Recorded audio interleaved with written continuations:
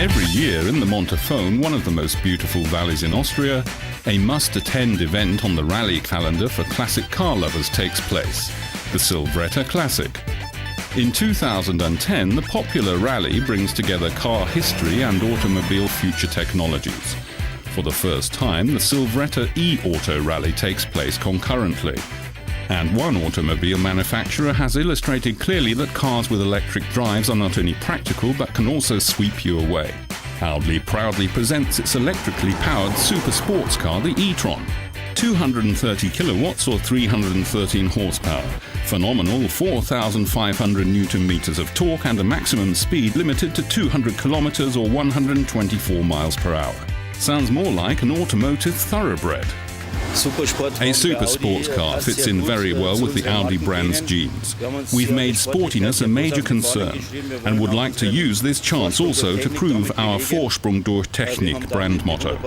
A fantastic opportunity to pull out all the stops in the top segment. And in the past, all the innovations in large-scale products always came from the top segment. Modelled on the Audi R8, the Audi e-tron is of course not a series model but a trial, called a technology platform in trade lingo.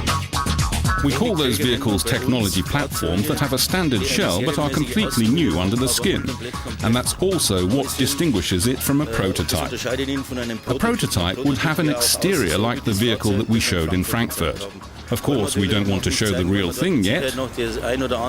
That's why we put the whole thing inconspicuously in the shell of an R8. The color is discreet as well, because in the early stages we don't want the car to stand out too much. Emotional design, impressive performance. In theory, the Audi e-tron is utterly convincing. But electromobility is a very complex subject that goes well beyond the development of a fascinating series vehicle. The efficiency of the systems, such as the cooling system, energy management and all of the comfort functions must be completely rescaled. We will simply do everything it takes on board in order to convert every kilowatt hour into cruising range. At the other end of things, we are of course working intensively on advancing the battery. In the meantime, we are in the process of standardizing the cell sizes in cooperation with the competition. Performance capacity will of course become the brand's defining quality.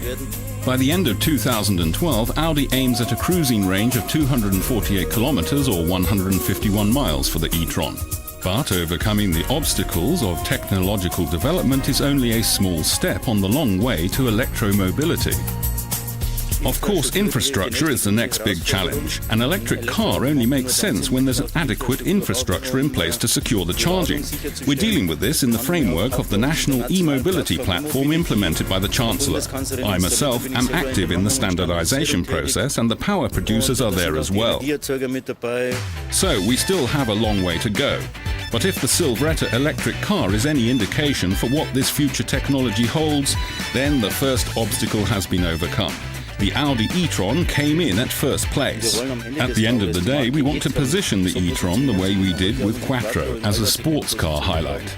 Electric drive doesn't mean emotionless and no fun. This vehicle definitely proves that point.